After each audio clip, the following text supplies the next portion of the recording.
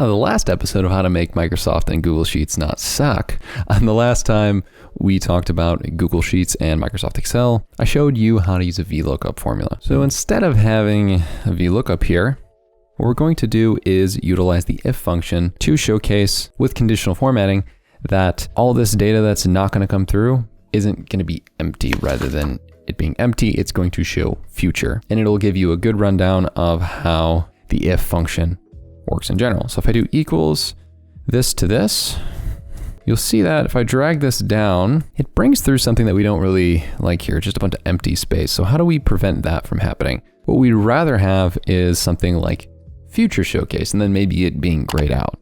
So in order to do that, what we have to do is we have to take the if function. So if we do if, then you're going to type in or click on what you want to refer to. So a specific cell or a number.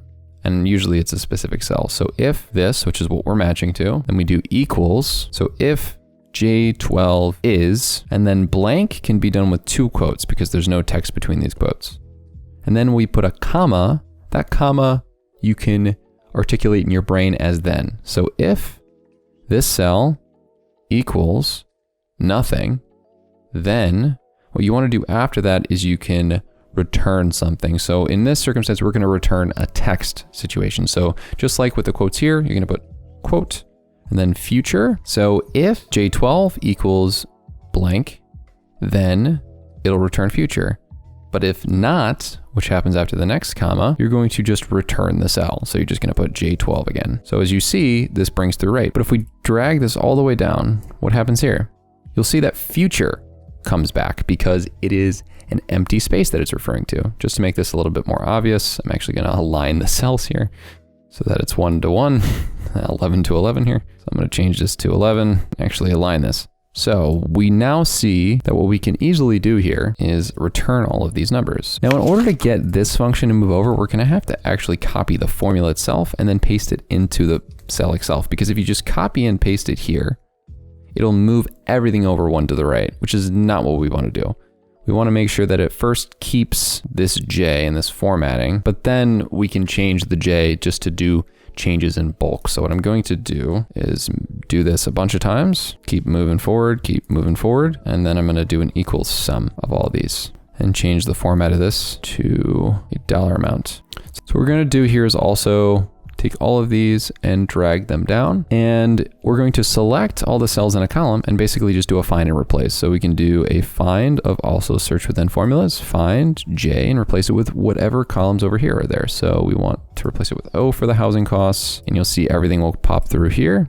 But what happens here is actually interesting. So if 0 is returned, it's going to pop up as future now. So how do we adjust this to work for us? What we need to do is we need to change this to say if O11 equals 0, then return $0. Then change this to this. Then if we drag this down again, we'll actually see that everything within this is going to return $0 since there's nothing over here. But if we want to stack it on top of each other so that this if statement works twice, the main if statement that we're going to put in here is if, and then do another one. If, then we're going to put A11 equals future, then return future. And then you can put another comma, else, then it will just return the other if function.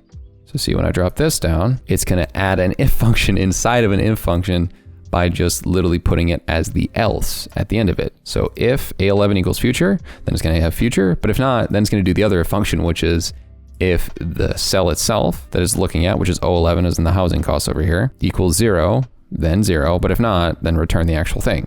So that's how you stack it inside of each other. You can take this formula, copy it, move it over to this guy, do that Alt Tab thing again, drop them all down, and then do find and replaces for each column. Then we do a Control H, find and replace. O needs to change to M since you see the M column as food. So O, M, also search within formulas, and then boom, pulls through the food numbers, and then I'm going to do the rest of this off screen, and then we can drag this all the way down. Then what we're going to want to do is take this right here, do a format, conditional formatting, and then say this. Format cells if text contains, and then put in future. And then what we can do there is put a little gray, and then done. So then you're going to take this, press the paint format button here, highlight all this stuff, and then boom. You can also then drop this formatting here, and this formatting all here.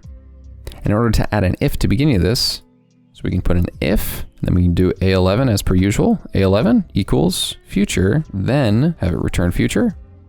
But if not, just like with the other if function, you can put a formula at the else at the end here. So we press enter, then I drop this guy down, and it'll return future for that. Also, you can actually change it to a real gray. I'm pretty sure that's like kind of green. I'm very colorblind.